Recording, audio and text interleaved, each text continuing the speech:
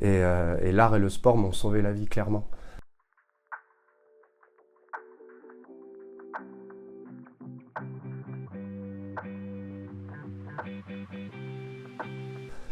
Morpho, muco et artiste. Diane, olympisme et créativité.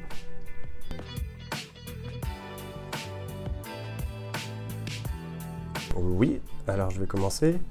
J'ai rencontré Diane en 2021 à l'occasion du Salon autonomique à Paris. C'est un salon auquel j'ai participé grâce à une association CAPSA et l'Art en Bar, dirigée par Catherine Desdieux-Lugat et Riyad Salem, qui m'ont proposé de venir participer à ce salon avec mes œuvres. Et à cette occasion, j'ai pu rencontrer Diane, qui, en lui montrant mon univers artistique, elle m'a proposé un défi artistique en rapport avec les anneaux, Pierre de Coubertin et puis tout le rapport avec l'olympisme. Voilà, à peu près. Donc a priori, il a dit la vérité. J'ai toujours eu une fascination pour cet art de faire du morphisme. Et quand j'ai vu donc évidemment les sculptures de Bruno, j'ai eu tout de suite un attrait. Et puis j'ai tourné autour, je me suis dit, c'est quand même vraiment chouette. Et voilà, donc assez vite on a discuté, on a échangé. Et je lui ai dit, est-ce que si je te proposais une idée, est-ce que tu serais capable de relever un défi? Parce que quand même, je vais te proposer un truc qui est peut-être pas hyper évident. Mais j'adore les défis et moi j'ai accepté direct.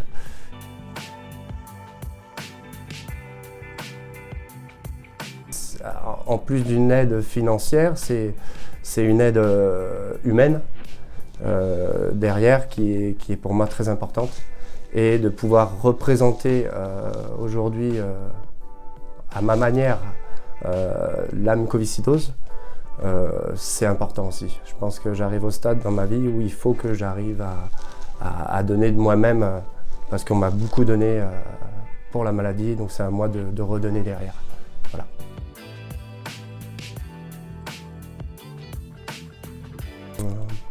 La sculpture anamorphique, moi je préfère l'appeler la sculpture métamorphique. C'est des œuvres qui se transforment selon le point de vue où on va se placer. Et une fois qu'on a un point de vue bien précis, on pourra avoir des images différentes sur la même structure. Et oui, pour moi, il y a vraiment un truc magique, c'est-à-dire qu'il y a presque comme une évolution et quelque chose qui prend vie. Une statue et une sculpture, c'est déjà quelque chose en 3D, donc c'est déjà quelque chose qui est vivant pour moi, mais là, qui en plus devient évolutif, et du coup, qui est complètement dingue, quoi. Alors, je vais rebondir juste là-dessus. Je vais rebondir parce que il ne faut pas se méprendre, ce n'est pas de l'illusion, ce n'est pas de l'art de l'illusion. Non. Parce que contrairement à un illusionniste, je ne joue pas de la crédulité du spectateur, mais sur son intelligence. Je ne cache rien. C'est juste qu'il faut apprendre à avoir une vision globale et tourner autour de l'œuvre et se l'approprier. Parce que rien n'est caché. On appelle ça l'art de la perspective secrète. Donc il faut s'approprier l'œuvre et apprendre à regarder dans sa globalité pour pouvoir avoir un point de vue. Et il n'y a pas un point de vue, et donc il n'y a pas une vérité, il y a autant de vérités qu'il y a de points de vue. Et ça, c'est important. Voilà.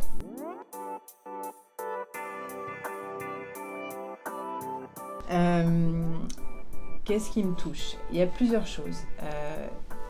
Il y a déjà la créativité et cette magie que propose effectivement quelque chose qui a plusieurs facettes et qui va se dévoiler au fil de nous, l'effort qu'on va faire aussi d'aller à la rencontre de cette sculpture et de la découvrir en tournant autour d'elle.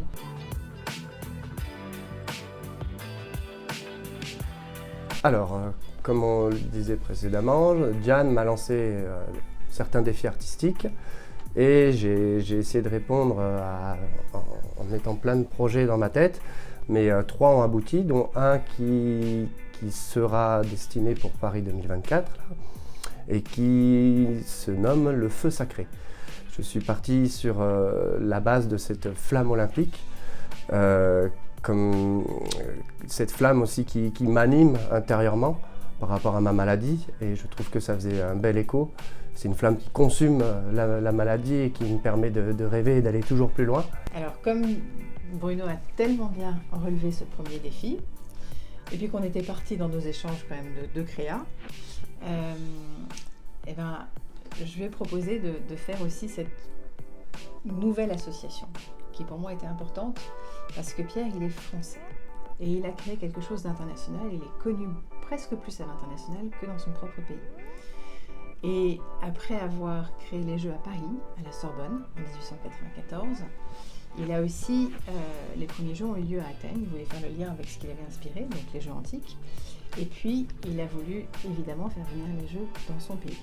Et les premiers Jeux à Paris, c'est en 1900, et c'est donc pendant l'exposition universelle et la naissance de la Tour Eiffel.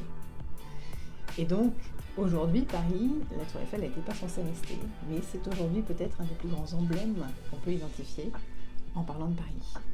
Donc c'était important de refaire cette connexion entre Pierre, Paris, la naissance des Jeux Olympiques ici, l'arrivée de cette Tour Eiffel qui est aujourd'hui un symbole mondialement connu comme ses anneaux, et ce lien de ce Français avec la France et avec Paris.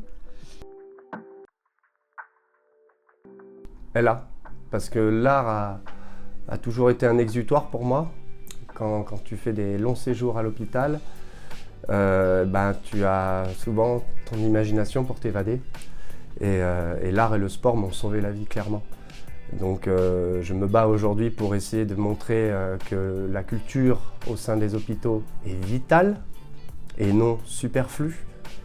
Et que c'est essentiel pour tout le monde. Et donc évidemment que la maladie a influencé mon art et ma créativité en tout cas, et mon imagination, c'est sûr.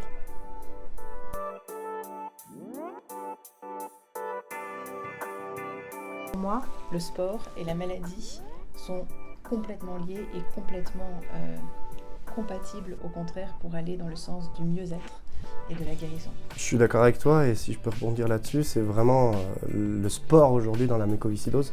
Donc je pense que ça a du sens que des mucos puissent porter la flamme et courir avec, parce qu'elle fait partie de notre médicamentation maintenant aujourd'hui. Il faut faire du sport, je pense pour tout le monde, mais pour un muco, c'est hyper important pour la tête et pour le corps. Donc le sport comme l'art, pour moi, c'est des choses essentielles dans le traitement d'une maladie. C'est évident.